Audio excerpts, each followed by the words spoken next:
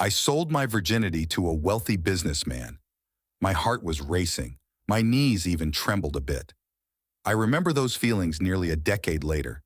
The nervous anticipation I felt as I walked across the hotel lobby and stood waiting for the elevator. I was wearing a little black dress, heels, and new lingerie. Everything about the outfit was out of character for me. I was 19 years old and fit from years spent playing soccer and basketball. Nobody would ever confuse me for a model, but I'm not unattractive. I was a part-time student working my way through college. I had a job working at an upscale hotel. The goal was to work my way up to an assistant manager position to get some of that coveted leadership experience on my resume. The hotel was on a golf course and catered primarily to executive business travelers. It wasn't the kind of place that your company puts you up when you're on the road. It's where the CEO of your company stays. We didn't have a uniform, but were required to dress professionally. That was typically a blouse and skirt for me. The clientele often liked to get flirty with the help. It was our job to go the extra mile. We flirted back. We smiled. We laughed at every unoriginal bad joke. Not just the women. The guys would kiss ass, too. That kind of thing could lead to unwanted advances. Men often wanted to buy me a drink.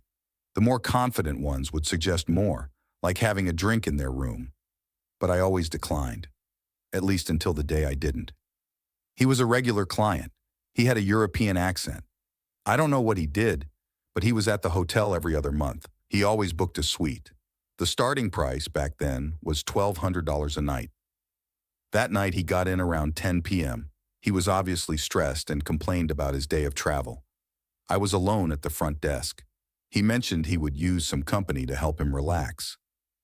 I politely declined. Then he offered me $500. The money was tempting. I was on a partial scholarship for sports and athletics, but it wasn't enough. I was struggling to pay my bills and tuition. But $500 wasn't going to make me sleep with a stranger. I told him there were clubs nearby where that offer would work. "I'm not looking for professionals," he said. "I don't like dirty women." I declined again. He opened his wallet and started counting out bills. He had over $600 and a handful of euros. He offered it all. I turned him down a third time. He persisted. "I can't sell my virginity for $600, I finally blurted out. I was sure he'd stop after that and be a little more respectful. But the opposite happened. He offered me $2,500, then $3,000, then $5,000 for a full night. I was overwhelmed. I told him I needed to think about it, but I also just wanted him to go away. I was on the desk again the next night. When he came by, I accepted his offer. He must have expected it. He slipped me an envelope with the original $600 in bills and told me to dress well and buy new lingerie. I kept most of the money. I bought a dress on sale at Nordstrom Rack and lingerie at a boutique store. He got a room downtown in a different hotel. I'd told him it was against the rules to socialize with guests at work. Every nerve tingled as I walked in. I'd never felt like I might be sick. He sat by the window after he let me in. "Undress," he commanded. There were no niceties or icebreakers. I knelt to take off my heels. "Not like that," he said. "Stand. Take your time." I'd been a tomboy most of my life. I felt awkward. I didn't want to blow it. I took off the dress. He admired the lingerie and told me to spin around for him. I did what he said. "There is nothing like deflowering a woman," he told me. "It's special. To be a woman's first. The one she will never forget." He kept talking for what seemed like an eternity. I don't know if he wanted to savor the moment or he was just full of himself and thought he was impressing me. I just wanted to get it over with. The actual act wasn't very sensual. He was slow and methodical. He knew what he was doing, though. He wasn't bad or selfish or hurried. He kept telling me how I would remember that night for the rest of my life. Obviously, he wasn't wrong. At least not so far. He slept soundly after. I tossed and turned most of the night. In the morning, he ordered room service, but I didn't have an appetite. Dining with him wasn't part of the agreement. The money didn't last long, of course. At that age, it seemed like a lot, but I had so many expenses with school. In retrospect, $5,600 doesn't seem like enough money to sell your virginity to a man who obviously got off on corrupting people with his wealth. But I wasn't really a virgin anyway. I'd only said it because I thought he'd leave me alone. Who knew it would only lead to him upping the offer? Update.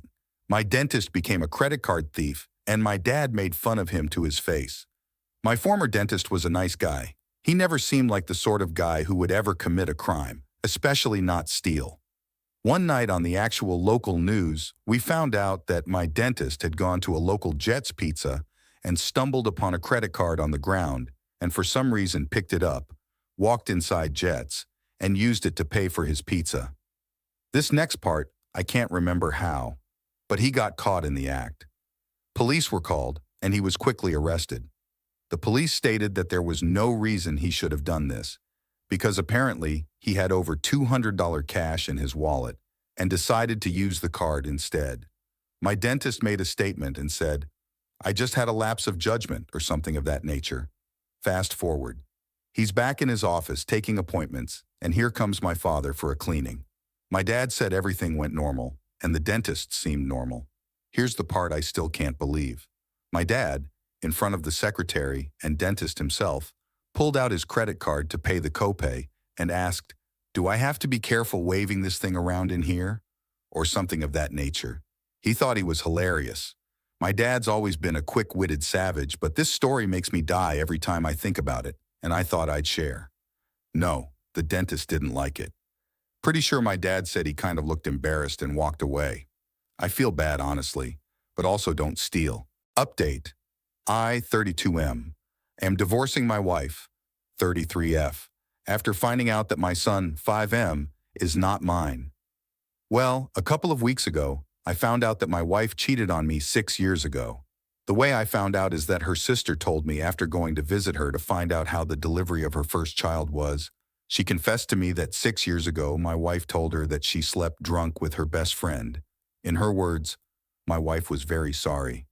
At the time, she told me I was with my son, and immediately after leaving her house, I went to take a paternity test with him, fearing the worst. A week later, I get the results, and my fears came true. My son is not mine. For some reason, I began to see the boy differently, more as an acquaintance than a son. With proofs in hand, I confronted my wife at night when the child was sleeping. She asked me who told me, and I simply told her that it is none of her business, although obviously it will not take long to connect the dots that it was her sister. Well, that is not my problem now. Regardless of that, I asked her for a divorce, which is now in process. She was devastated. She swore to me more than once that nothing happened with anyone again, that she has been faithful to me in body and soul since then. I held back the urge to insult her to avoid complications during the divorce issue, not believing a word she said, mostly blaming the alcohol instead of taking the blame herself. After talking about it, she threatened me saying that she would demand full custody of the child. I was so annoyed at that moment that I told her, okay, I don't want anything to do with something that is not mine, that she keep the child and I'll keep the dogs. We have 2 dogs that we adopted as puppies, and they are currently 8 years old each. After my words, she tried to convince me to take care of the child with her, that I am his father. At that moment, I exploded. I was so angry, and I had held back so much the urge to scream that I just yelled her to go and take her bastard with her. A week has passed since that, and I am at home. It is in my name because it is a gift from my parents. She went to her parents' house with her kid. She has not called me since then. She left with everything and the half-asleep kid when I yelled at her. Especially since it was the first time I really yelled at her, it sure affected her. I talked to my parents, and my dad told me that I did the right thing and that I shouldn't be raising something that is not of my blood. And I agree with him. However, the pain is still there. My younger brother told me to write here to entertain myself. I am currently seeing a therapist 3 times a week, who told me that I have already taken the first step, which was to leave behind what causes me pain. It just hurts to know that my family no longer exists. Regarding why my sister-in-law told me everything, according to her, she felt guilty seeing me always happy with my son, knowing that he may not be mine, and that the fact that we went to visit her in a moment of weakness caused her to completely break down with guilt. I don't know how true that is. I just know that right now, I feel tremendous hatred for my wife and a feeling between pain and resentment for the child, although it's just time to get ahead. I just hope the divorce goes smoothly. We have separate financiers and properties. And if she really asks for child support, I have proof that it's not mine. According to my lawyer, that's more than enough if she tries a legal process for that. My therapist also recommended that I not see him nor her, that regardless of the child's feelings, I should focus on my own first, that the child is no longer my problem, and the sooner I accept it, the better. Update. French girl saves my sisters from a creep. My sisters, 19F and 23F and I, 25M, were on vacation in Paris.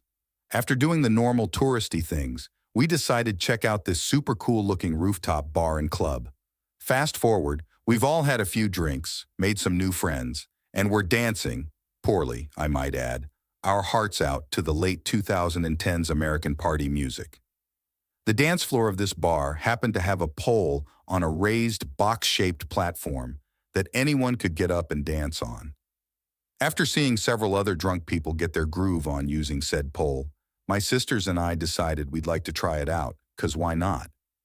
My youngest sister, 19F, handed me her phone and asked me to record a video of her and my other sister dancing on said pole. They get up there and are killing it, just having a blast while I drunkenly do my best recreation of a professional videographer. I was getting killer angles, doing a traveling shot, the works. I was determined to make this video amazing. It was then a random woman from the among the crowd notices and starts to yell at me and push my arm down. She was speaking French, and I had no idea what she was trying to tell me, but I caught on pretty quickly as to what she was doing. I tried to explain over the music that those girls were my sisters, and they asked me to film a video of them, but I don't think she understood me or just didn't hear me. Thankfully, my sisters noticed and came to my rescue, hugging me and taking the phone back. It was enough to reassure the random girl that I wasn't some random creepy dude taking an unsolicited video of two girls dancing on a pole in a club, but she still eyed me with a wary look. Luckily, my sisters and I were able to laugh about it later and were actually thankful that someone was able to confront a person they didn't know, who they though was doing something inappropriate.